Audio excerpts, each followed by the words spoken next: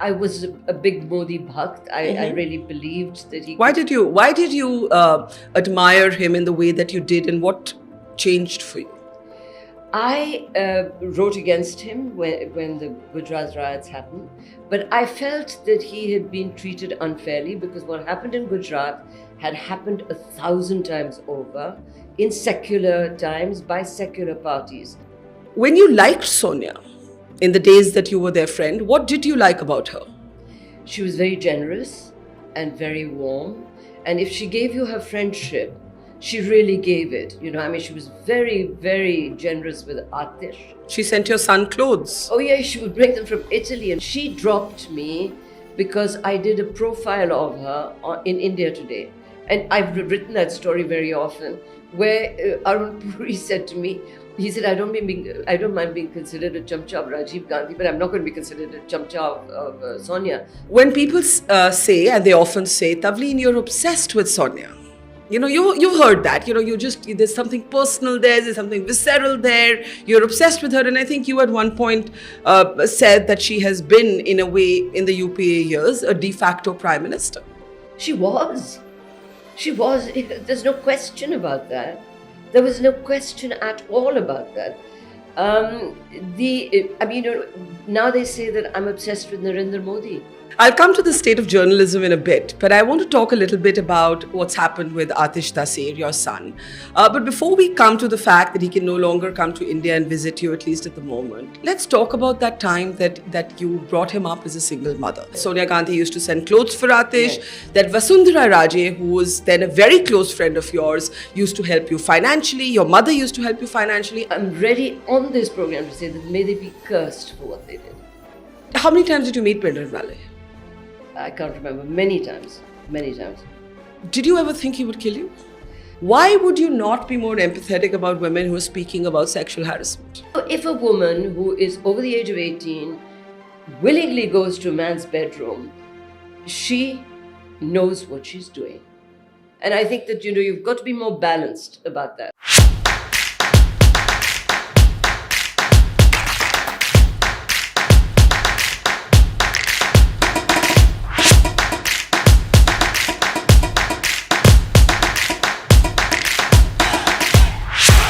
One of the most used and abused phrases in our political lexicon was coined by you. I don't know how many people know Lutyens Delhi, the idea of Lutyens Delhi. What does it actually mean to you? Well, at that point that it was going, I grew up in Lutyens Delhi. That my grandfather was one of the contractors who built Lutyens Delhi. So when the whole conversation began about Modi coming to Delhi, I actually wrote a piece in my column saying that people living inside Lutyens Delhi were shaking with fear at the thought of him coming because he was a total outsider. He was the kind of person that they couldn't co-opt to this very cozy little space where the rulers of India lived like princes. And, the world didn't know about it. And so he sent for me Modi to Ahmedabad. And he was delighted with the piece. So, I got a call the next day saying, Narendra Modi wants to see you. So, I was quite pleased. And that's how it began. But, it's now acquired a totally different thing. Lutyens Delhi is occupied by him and his men. So it's a new Lutyens? Absolutely. It's the old lot, poor things, are, not in Lutyens Delhi anymore.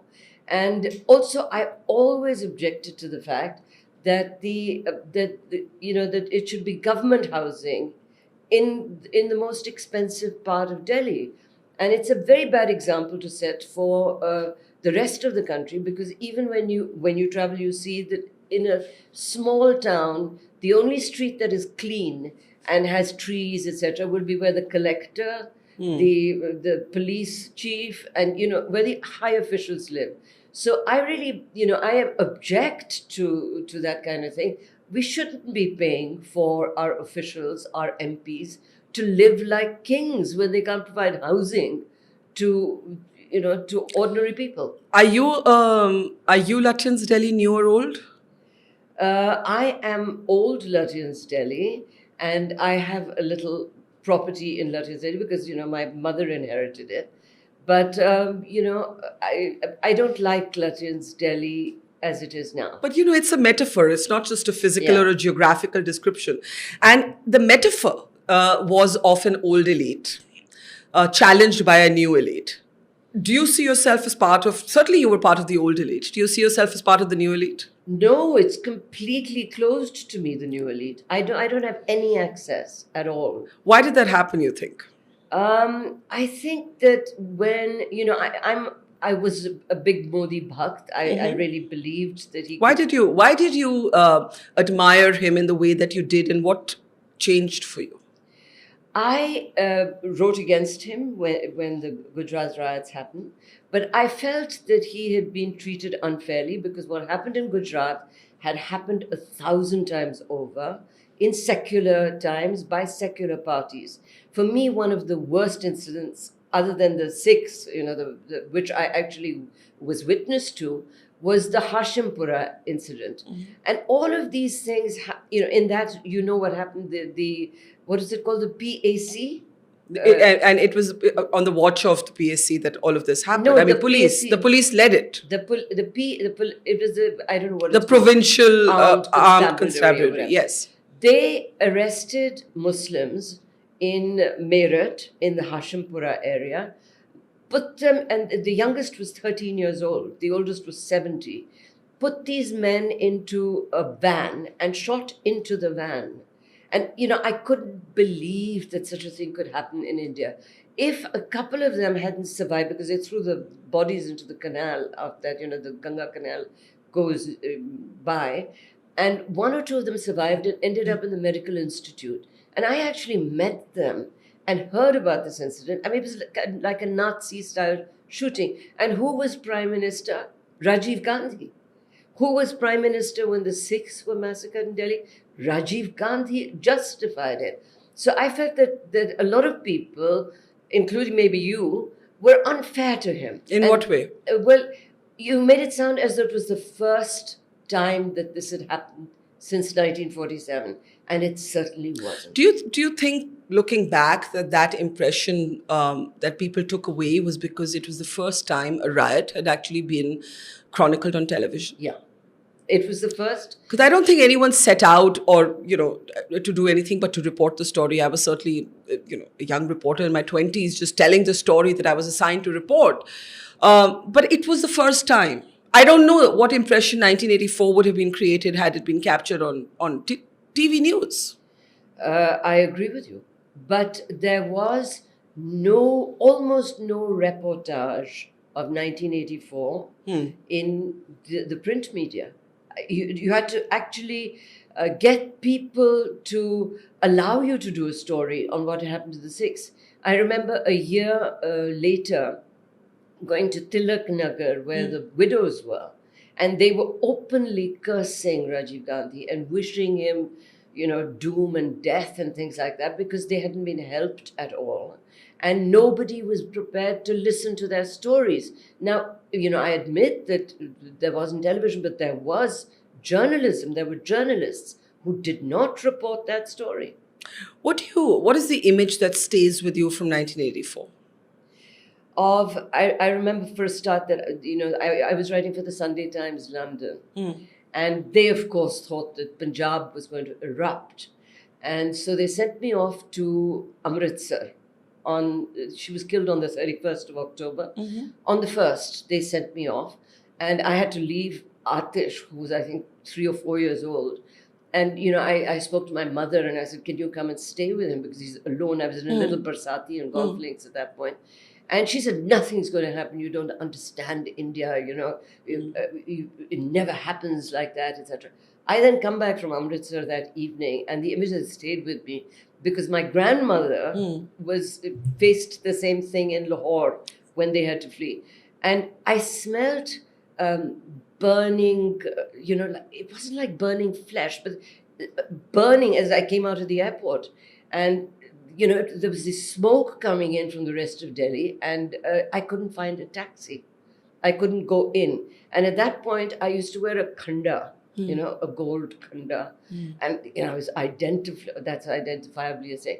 And so I somehow managed to persuade South Indian gentleman to give me a lift to to Rafi Marg, where the office of the telegraph was, or, wherever. And on the way outside the Ashoka Hotel, we saw the first burnt bodies in the street. Then we saw taxis with, dead men, on the thing. And I couldn't believe that this was in the center of Delhi and there were bodies in the streets. Yeah. That I've never been able to forget. I sometimes have nightmares of that. And then we went the next day after that. On the 3rd, Rajat Sharma and I went to Tirlokpuri, and we saw what we thought was just garbage burning, and they were bodies. And he remembers a foot, and I remember an arm, of somebody with a ring on it, or the other way around, I can't remember. But, I think you wrote it was an arm with a ring on it. Yeah. A hand stretched out with a ring on it. And he remembers the foot. And, we were in shock, I have to tell you. Those are the images that stay with me. So let's start with Rajiv Gandhi, on whose watch this happens. You liked Rajiv Gandhi. You were friendly with his wife, Sonia. You write about this friendship and how it went sour in your book, Darbar. When you liked Sonia, in the days that you were their friend, what did you like about her? She was very generous and very warm. And if she gave you her friendship, she really gave it. She was very, very generous with Atish. She sent your son clothes. Oh, yeah, she would bring them from Italy and pretend that they were for Menika's son and say, oh, no, he's too big because I think he's a year older than Atish. So she's a very generous woman. And, I must tell you this, that I admire very much that she became the most important politician in India. She couldn't speak Hindi when Rajiv was killed. She had no idea who was in the Congress party. She had no idea of how to conduct an election. Nothing. And look where she got. She became and remains actually one of the 10 most powerful politicians in India. So I admire her. So, I have no hostility to her. Then who do you have the hostility to? I don't have any hostility, Barkha. I'm a journalist. I report what I see. I have no... Yeah. She dropped me because I did a profile of her in India Today. And I've written that story very often, where Arun Puri said to me, he said, I don't mind being considered a chamcha of Rajiv Gandhi, but I'm not going to be considered a chamcha of Sonia, because she actually gave me all the information that we needed as an interview on the telephone, and agreed with. But so she knew you were doing the story on her. It was done with her permission. She didn't give a full interview because Manishankar Iyer advised against it. But she actually, on a personal level, gave me the interview, telling me what she did in her spare time. That's what Arun Puri said. We want to do a profile of her because we don't even know what she sounds like, and she's everywhere with the Prime Minister. And, we don't know what she does in her spare time. We don't know the kind of music she likes. So go and ask her. So it was all of that stuff. But Dilip Bob was put on the job with me. And to make it sound like I wasn't really being a chamchi, I put in one line saying you can either be Lalita Shastri or Raisa Gorbachev. And that was one line that she objected to. The other line that she objected to I said her friends using her name. And they were, in every drawing room in Delhi, there was the Quattrokis saying, what can we do for you? How could we help you? And it wasn't just them. And for a generation that's too young to know who the Quattrokis are, they're the family that then eventually gets linked to the Bofors scandal. Exactly. Yes. The money from the Bofors bribes was found in their personal accounts. Now, why would an armaments company bribe a fertilizer salesman unless he could really help them swing that deal, right? She's never actually they've never traced the money to her because maybe she didn't actually get it, maybe other people did. But, in any case, she objected to those two things. And then when I write about this, when she, I tried to see her, I said, I'll come and tell you the names. And she, after that, she never, all access was dropped. How did you feel about that? I felt very bad about losing, because I liked Rajiv to the end. And then Louise and Salman Khurshid said, you've got to try and resolve this with Rajiv. And so they were living opposite 10 Janpath in a house, and it was Eid or it was Ramzan, and there was iftar, and Rajiv was coming. So this was just like maybe 2 weeks before he was killed. And I said to him, I said, Rajiv, what is the problem? I'm criticizing the Prime Minister of India or, Rajiv, the politician. What's that got to do with personal things? He said, I have no personal problems. So I said, so can I come to interview in Amethi then? He said, please do. And so I went there, and again, she tried to stop it.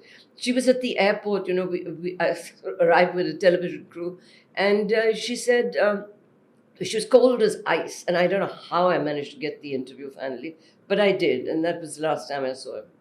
What do you think there's, from your time that you knew both of them well, what is the one thing about the Gandhi family that you think people don't know, but you got a chance to observe? Well, I didn't know Indira Gandhi. I mean Rajiv Gandhi and Sonia Gandhi. I think that there's a decency in their personal dealings with humans, with others, even with their dogs. There's a decency underneath the. Certainly, Rajiv was a very decent human being. I think that he was a terrible politician, and I think actually Sonia has been a more successful politician. So I think that really the decency is what people don't often see. But, I don't know the children, so I don't know whether they have it. When people say, and they often say, Tavleen, you're obsessed with Sonia. You've heard that. There's something personal there's something visceral there. You're obsessed with her. And I think you at one point said that she has been, in a way, in the UPA years, a de facto prime minister. She was. There's no question about that. There was no question at all about that. Now they say that I'm obsessed with Narendra Modi. I met somebody the other day who said, your column is just garbage because all you're doing is attacking Modi, and Modi has done so much for India. So, it goes with the territory. I actually try to be as honest as I can about what I'm writing or, what I'm saying. And, I feel quite disappointed that people think it's personal. There's a photograph of you presenting one of your books to Prime Minister Modi. And clearly at that time, you are still, I'm not saying that you only present books to people you admire. In public life, as a journalist, we meet all people from all walks of life. But you clearly did on record admire him. You Absolutely. were a Modi fan. Yes. I still am, actually. You are still a Modi fan? Yes. I believe that he has done a great deal for India in the past 9 years. I don't like some of the things that he's done, but in general, I see when I travel villages that now have toilets in their homes, in village homes. I see roads in villages. I see women who, in the deserts of Rajasthan, you will find women with gas cylinders. So he's done a lot for India in that way. Look at the infrastructure that's being built. I've never seen this scale of improvement. So I admire all that, but I don't admire the divisions he's created in India, and I find them very dangerous. So, what was the turning point for you when you moved from being an admirer to being what is how would you describe your I think the killing of Akhlaq started it. I think that was 2016. Yeah. Just before demonetization, I began to think, my goodness, he doesn't understand economics at all. But politically, when that happened, after it happened, like maybe a few days later, and I was in with the whole RSS lot and I went and saw a very senior RSS leader, and I said, "Why don't you say something?" I said, "आप कुछ बोलो, कुछ कहो कि ये गलत हुआ है." He said, "भाई हिंदू कम से कम मारना सीख गए हैं." And I was quite taken aback, and I actually recounted this to other BJP people, and I said, "This is wrong. I mean, you cannot support this kind of thing." So that actually began the disenchantment, because I actually don't want to see India divided again. My family is a victim of partition. I don't think that it's right to believe that it's possible to have any kind of final solution for the Muslim question, because there are too many Muslims and they didn't come from anywhere else. They're Indians. And so that is what is worrying me the most. Have you met with the Prime Minister after you began criticizing him? When was the last time you met him? The last time I met him was on Independence Day, August 15th. They have that little ceremony that in Rashtrapati Bhavan or in Rashtrapati Bhavan, but in that annex in Rashtrapati Bhavan. And so we were all standing in line. There was me and Kumi Kapoor and a few other people, and with other journalists. And he was very charming to Kumi and virtually ignored me. And then immediately after that, there was an India Today conclave where Kali had a little separate, Kali Puri had a photo session. There was Boris Johnson there as well. And they put Ajit and me in that photo. And again, he said to Ajit very charmingly, "Kaise ho Ajit bhai?" Ignored me as if I wasn't there. And did you say anything? Well, I did. Namaste. What is there to say? I mean, you can't drop the Prime Minister of India. He has to drop you. And you've been dropped? I've been dropped twice. By Sonia Gandhi and Narendra Modi. Yeah. Do you wear that as a badge of honor, or do you feel a bit bad about both of it? Well, both of them. I really think that people in India do not understand the role that journalists play. Yeah.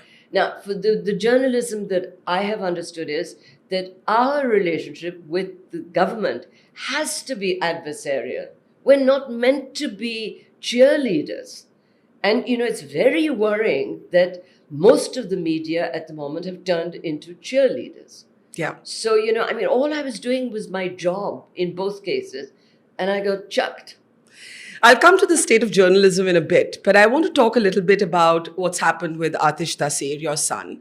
But before we come to the fact that he can no longer come to India and visit you, at least at the moment, let's talk about that time that you brought him up as a single mother. You wrote in your Indian Express column when you spoke about the fact that his OCI card had been cancelled, that you would not advise any woman to be a single mother. You spoke about, in that column, I actually read that Sonia Gandhi used to send clothes for Atish, that Vasundhra Raje, who was then a very close friend of yours, used to help you financially. Your mother used to help you financially, and they were terribly tough years. One, you were a single mother. Two, you were a single mother to a child whose father was Pakistani and a very well-known Pakistani. What was that phase like? Hard, because I was actually covering Punjab and Kashmir. That was my beat. Yeah. And in Punjab, after was it Black Thunder, the second operation that they thought that I'd identified, what was his name, Jinda, no, the Delhi terrorist who was leading the whole I forget his name, Jinda, whatever, one of those stupid Punjabi names. And anyway, I had actually gone into the Golden Temple, and they, I was I was encouraged to go in by the CRPF, who wanted to know what was going on inside. So I became a victim of this thing, and I was at the farthest point from the exit when suddenly these bells started going, and I thought ceasefire is over, and I couldn't get out. So I saw these guys, Pinta, I think his name was, and they actually said to me, "Come, aao sade naal, assi itthe luke hoye ne," and they were in one of the bungas. And they took me there, and I chatted to them. And I said, "Kar kyun rahe ho?" We had a little chat. And then after that, when they were forced to surrender by that strategy of KPS Gill of actually starving them out. He came out, and I was with an India Today photographer next to Prashant Panjar. Panjar, yeah. And Prashant said to me like that, pointing to him, and I said, I mean, it was just a gesture, we didn't even speak. And 2 minutes later, he took cyanide. Wow. And killed himself. So then after that, I was under these death threats. And, I went to Bhakt Singh, who was Home Minister at the time. And I said, how can you help me with this? And Atish was born at this time? Atish was at that point 7 years old. Okay. And he said, you've just changed the route that your son goes to school and all this. So, there were times when I thought, I'm going to be killed with Atish. And so, that was very difficult. And I was living with my mother, with whom, she's a difficult woman. She loves Atish, but I've had a very difficult relationship with her. So, I was obliged to, to actually try to protect him from my journalists. And you weren't called anti-national because you had an affair with a Pakistani? No. At that point, it was not considered such a bad thing to do. It was perfectly normal. I have many Pakistani friends to this day. It's only now that we've started to think of Pakistanis as demons. At that point, it wasn't such a big problem. It was for my parents, and because you came from a Fauji family. And I also come from a Delhi Punjab, family. And Punjabi, all of that. My grandmother refused to meet him. Refused absolutely. The him is Salman Taseer. Yeah. My mother insisted on having a little kind of reception where she called all her family, who'd gone to school in HSN and all that. So they kept saying, who is this man? Because there was a kind of a marriage, I don't call it a real marriage because I don't think it ever was. But there was a reception here, and within minutes of they were ringing their friends in Lahore and saying, "Kaun hai banda?" Because they didn't know him. And then once the news came to Pakistan, Salman somehow thought that he could have two lives. One with me and one with his. He couldn't actually marry me legally. Even if he had married me, it would have been illegal because in Pakistan you need your first wife's permission, and they were in the process of a divorce, and no Pakistani politician can have an Indian wife. So but it was kind of complicated situation. But I'm thinking of you.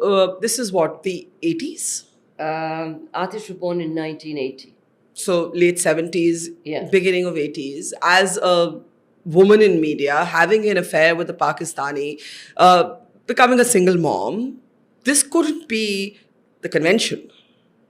Were you judged? Did you feel judged? And did you feel bitter? Did you hold your head later and say, oh my God, not Atish, of course, but did you look back at that relationship and look at it as a mistake, or did you just look at it as a part of life? I was in love. You fall in love, and what's wrong? But you look back at love differently also sometimes. I was very disappointed that Salman was such a coward about the whole thing, and that he didn't actually acknowledge that Atish was there until Atish forced him into this. When he was 21, he went to Pakistan for the first time. Yes, and wrote about it. And moving. sought him out. And wrote a book about it. Atish can never keep any secrets. That's the big problem. I warn you, never tell him anything that you don't want the whole world to know. And anyway, so, no bitterness? No bitterness? No. I don't have that in my... I don't believe that you should be bitter Did you keep in touch with him? Did you co-parent Atish at some point when he finally acknowledged? Well, Atish was quite old then, 21, I think. Yeah, no, Atish got on very well with him, and he's very close to his sister, who lives now in Scarsdale, New York. Very close to both his sisters, and they went on holidays together and everything like that. But I was not, I was already with Ajit, and I never actually. I saw Salman maybe once after that. And that was also just because Benazir Bhutto, there was a coup, and he tried to ring me and say, let's meet in the evening. And I thought, no, this is too much. So, I never saw him. Vasundhra Raje helping you through this period. A very close friend, did not remain a close friend? Vasu has been, again, it's a complicated story. She was very bitter about Atish writing about her. He did a book called Temple Goers, in which there's a Maharani type figure, and but after that she forgave him. And he said, Vasumasi, I'm not going to apologize to you because you make a great literary character. So she was quite flattered. And we went off to this Satguru's ashram together after Salman was killed. And, everything was okay until, the problem with politicians and politicians who are royals is that they're very kaan ka kacha. And there was a group of people around her who kept poisoning her about, I mean, we have distances, but I still think of her with friendship, I mean. And she stood by you in tough times? Yes. What was the toughest thing about being a single mother? The money. I never earned enough to be able to, if I didn't have the help of Vasu, my sister, other people, it was financial. And today, to not be able to see your son because he's being described as a Pakistani and therefore the rules are different, have you learned to cope with it? I think what has happened to Atish is horrible. It is, it's one of the things that should happen to nobody. Because for a start, the whole thing, they're lying, and now they lie about it openly on social media. The story is that when he turned 18, before that, he lived his entire life in India. When he turned 18, I went to the Khan market, the FROC, whatever it is, the Foreigners Registry. And I said, Ji, ab visa iska kya kare? They said, Ji, PIO bana do. I said, wo kya hota hai? And they said, Ji, person of Indian origin. And they asked me for his father's name, etc. And I gave everything. I said his father's name and, the whole works. And at that point, I don't think there was this Pakistani rule. And then in 2016, he rang me and said, they're asking what nationality Salman was. And I said, say British, because I think he had 2 passports. He was half English. And, he used to come in and out of London and buy property and stuff. So and Pakistanis are allowed 2 passports. So I said, say British if they're saying, you can't be Pakistani. And he did. And that's what they're saying. Oh, he lied about it. And, now you have people like Sambit Patra on Twitter. I wish I had the money to sue him, saying that he was a trained ISI agent. Did he say that? On Twitter, there's a tweet. Trained ISI agent. I mean, for goodness sake. Because that means that I am an ISI agent, right? You didn't go to court against this order. You didn't think you could win? Atish did go with the help of some of his friends who were lawyers, etc. But they said, you'll never be able to win. So how do you meet him? I have to go to, I have to find ways to meet him. So I have to go to New York, which is a very expensive proposition. And so I see him like maybe 2 weeks in the year. But what is very sad is that my mother is really, she's 93. And she sort of semi-brought him up because, when we were living with her and I used to go on my travels, etc., she would look after him. And so he's the kind of, my sister's going to kill me and my nephews and nieces. But he was the favorite grandchild because he'd lived with her so long. Yeah. And so you can't mention his name. She almost doesn't know who I am. But she'll say, how's Atish? Where's Atish? And then she, bursts into tears. So, it's a terrible thing that they've done. And I'm ready on this program to say that may they be cursed for what they did. May people who think, and all those trolls who revel in this, and say, oh, go and meet your Pakistani son, and, he's a terrorist, a jihadi. This is a new trick that they've got, is they malign you so much on social media that there's an army, you can't answer all of them. You can't even block all of them. You try to call people for help and intervention when this happened. Nobody helped? Nobody helped. I don't want to mention names, but important BJP people, and they said no. And he doesn't even get a tourist visa. I'm trying for him to just be able to. He has an American passport and a British passport. How can you deny him a tourist visa? What is he going to do if he comes here? Blow the country up? You spoke of how you never had enough money raising Atish as a single mom. Obviously, journalism didn't pay quite well in those days. Not that it evenly does now. I think a few people get a lot of money, but most journalists still continue to do this from passion, especially in the smaller towns of India. I read one very moving account of you on a reporting trip to Sri Lanka, where the road is mined, and you're thinking to yourself, I'm 44 years old. Do I really want to blow my life up for this assignment? Who will look after my son? And then you say, at some point, every journalist stops being a reporter because they get scared. Is it that as we get older, we get more scared of dying? Or is it something else? You get scared. I mean, I'd been in many situations where I could have been killed. But in Sri Lanka that day, it was... The whole thing was very weird. You sometimes have these kind of strange things happen in your head. So as I closed the suitcase before I was going off towards Batticaloa, where the fighting was, in Colombo, in the Taj Hotel or whatever, as I was closing, I said, when they find this, let me pack properly. And I thought, what am I thinking? Yeah. And then we stopped in Anuradhapura on the way to, Batticaloa. And I had a Sinhalese driver. And I said, are you sure it's okay? And he said, yeah, I'm fine.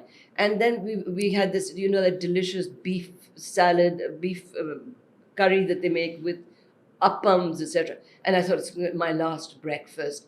And, I started feeling, I started getting nervous. And the driver continued. We continued literally to within 10 kilometers of Batticaloa. And then we saw these people fleeing and in trucks.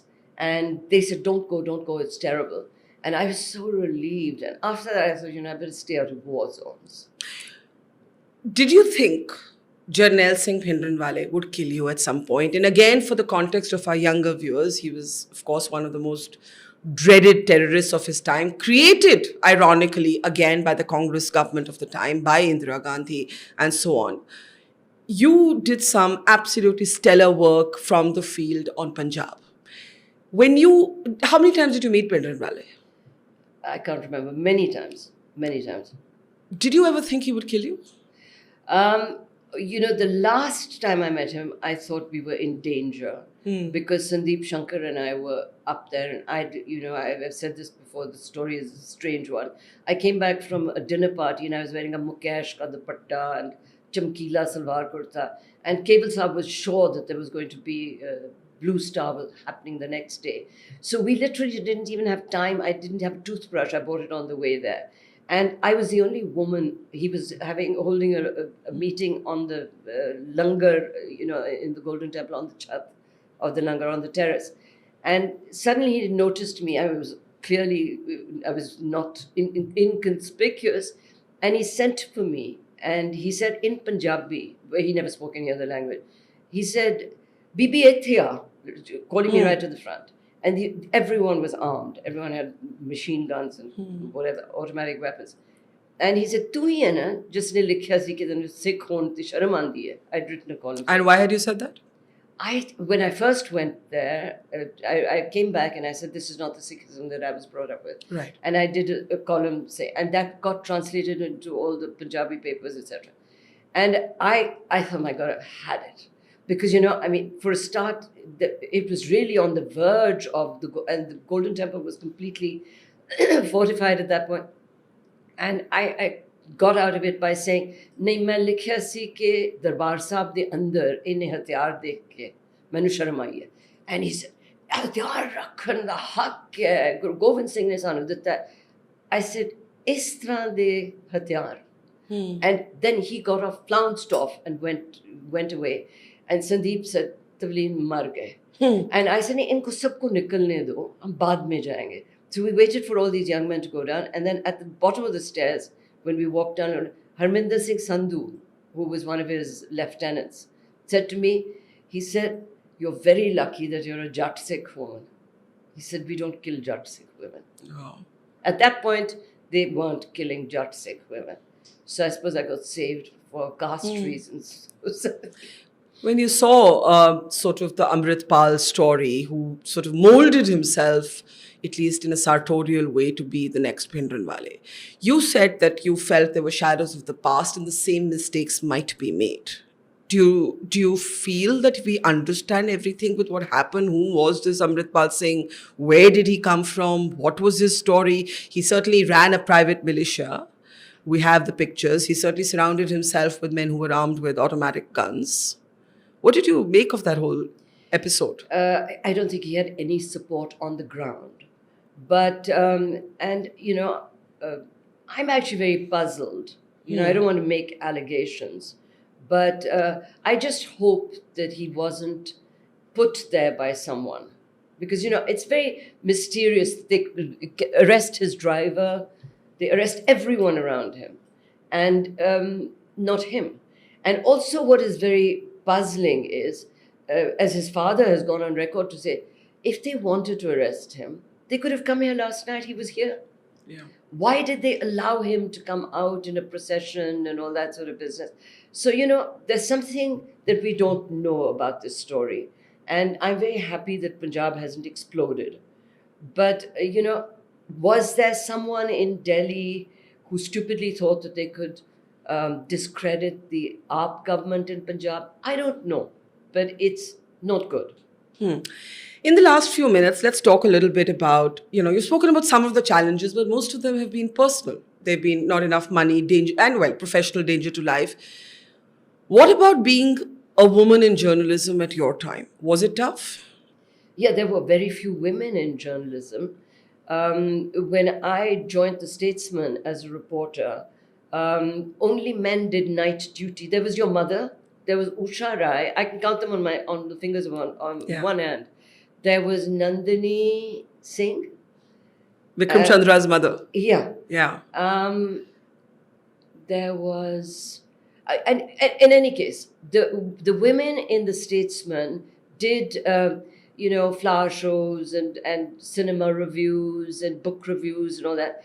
And I said, why can't we, why are you discriminating against us? Why can't we do night duty like the men? And, that was the reason actually, because men were paid the same as us, I think. But, they did night duty. So we started doing night duty, And so at that point, it was really, we were like pioneers in that thing. And I was the first woman to be given a political column to write. Fabulous. And then maybe that explains why so many women were surprised when this entire MeToo sort of debate takes place in India. A number of women come out, they take on a number of men in public positions. MJ Akbar has to quit on account of how many women actually come out and say that they were harassed by him. And you take a very different position. You and I have an argument at the time. I said something, you wrote a column rebutting me. Obviously, none of it was personal. And I think that's actually the great thing about you, that you're able to disagree in a convivial way, and too few people are. But I want to understand why a pioneer who broke barriers, who was a trailblazer, remains someone who doesn't pull her punches. Why would you not be more empathetic about women who are speaking about sexual harassment? What I objected to about the Me Too movement, and I actually said then it's going to die because it's an imitation of what's going on in America. And any imitation doesn't work. This is a country in which on a daily basis, children, little girls are raped. Their bodies are found in drains. And, so I feel that the issues in India are different, that the issues, for instance, gathering fuel wood, is a feminist issue in my view. Why do women not raise that? A woman in a village in India still has to go miles to get water. So she can't be educated. The little girls are doing all this sort of work before they're allowed to go to school. They're married off to old men, all that. Those for me are India's real feminist issues. Me Too, I thought, was a small, urban, elitist issue, which is why I objected to it. Look And at I the said look it was look going at to look at die. the wrestlers. Look at the wrestlers who are on the pavement at the time that we're recording this conversation. You have Olympians and world champions alleging sexual abuse by a very, very powerful man who also happens to be a member of parliament of the BJP, at least at this moment. Is that elitist? I'm on their side totally. And they're not saying Me Too. They're saying this is sexual harassment. I'm totally against men, powerful men, sexually harassing someone in the office, or would stand with any woman who had to face that. But I thought the Me Too movement was really just a very small little a copycat movement, and I said then it would die, and it's died. Let me put it to you a little bit differently. You are quite right in saying that there are millions of Indian women who have basic existential challenges in their daily lives. And I agree with that. But is it either or? Look at the sort of deplorably declining numbers of women who are working today. We have fewer women in the labor force today than we used to at one point. If you, not you, but if institutionally there is a kind of looking the other way from women complaining about harassment at the workplace, do you not think, A, it directly correlates to how many women will want to work? Two, just because their issues aren't existential and everyday, does it make them any less grave? If the Me Too movement in India had raised both issues, I believe it would have been more credible. They don't raise these other issues. All the big feminists in India don't talk about those women who really faced, who really face existential issues, who are being raped and murdered and all that. So, they didn't do that. They just raised this, it was a group of journalists, actually, the women who made the noise. And also, I thought that, I just thought that there were women who'd got involved in it who were wrongly charging men with, you go up, for instance, no names will be mentioned, to a man's bedroom and then say, oh my goodness, he tried to rape me.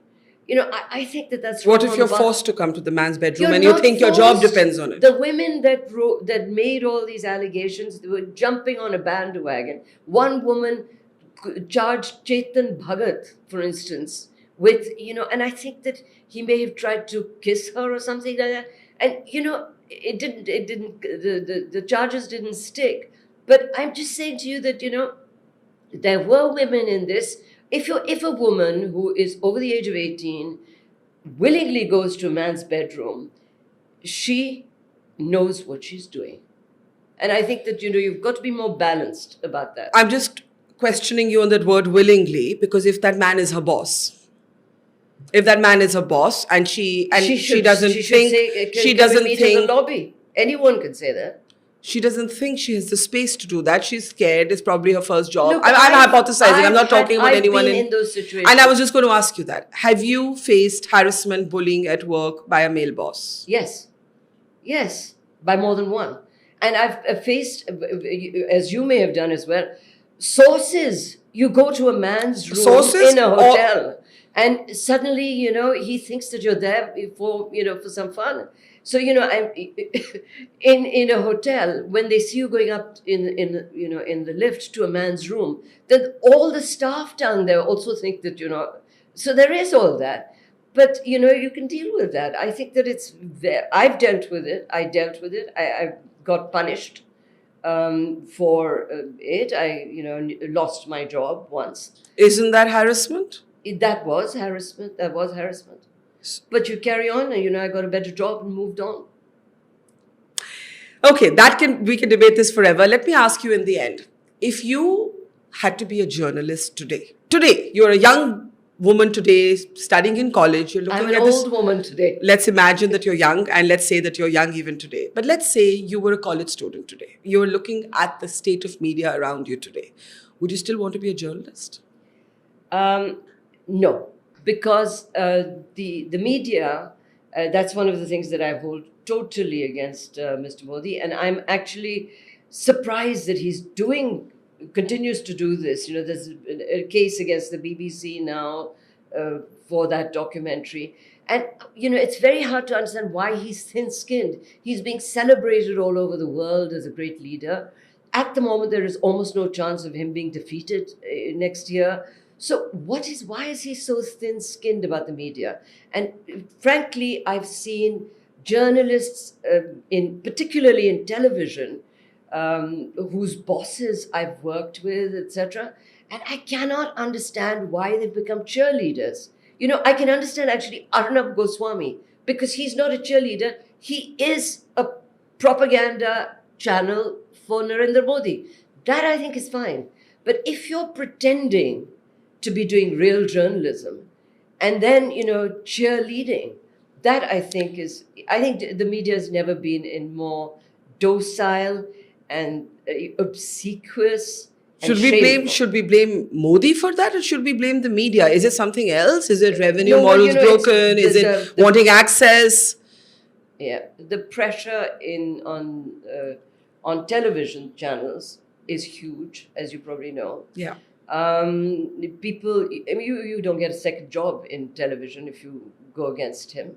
But look at the way media trials were held for Aryan Khan, for Riya Chakrabarti. And it was the media, it was all on television, deliberately done. That to me is shameful. I read once that you asked the Prime Minister or someone in his office, why don't you do press conferences? When I finally met him, when I went to give him my book, India's Broken Tryst, when we were still on good terms, and he's very charming one-to-one, and he gives you so much time. You probably have you interviewed him yourself? Long back, when in the 1990s. He gave me a whole year, like an hour. No cell phones are allowed, no aides come in. And he said to me, मैं media को नहीं समझ पाया, मैं कैसे deal करूं?